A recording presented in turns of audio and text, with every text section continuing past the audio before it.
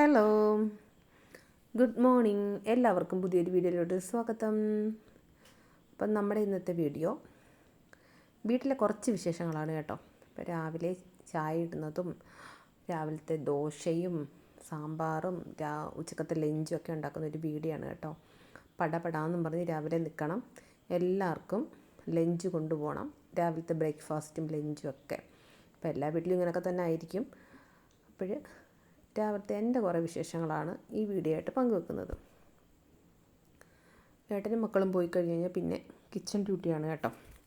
അപ്പോൾ കുറച്ച് മാങ്ങ ഉണ്ടായിരുന്നു, അതിൽ കുറേയൊക്കെ അങ്ങ് പഴുത്തു പോയി. കുറച്ചെടുത്ത് ഉണക്കാൻ വെച്ച് കേട്ടോ. മാങ്ങയുടെ ഒരു സീസൺ കഴിയാറായല്ലോ. അപ്പോൾ ഇച്ചിരി ഉണക്കിയ മാങ്ങ ഉണ്ടെങ്കിൽ നമുക്ക് പിന്നീട് ഉപയോഗിക്കാം. എനിക്ക് മാങ്ങ വെച്ചുള്ള കറികളൊക്കെ ഭയങ്കര ഇഷ്ടമാണ്. അപ്പോൾ അതുകൊണ്ടാണ് ഞാൻ ഉണക്കി സൂക്ഷിക്കുന്നത്.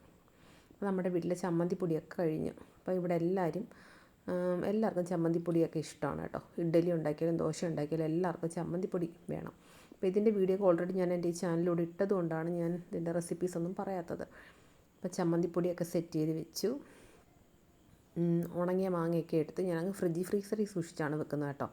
ആവശ്യാനുസരണം ഉപയോഗിക്കും.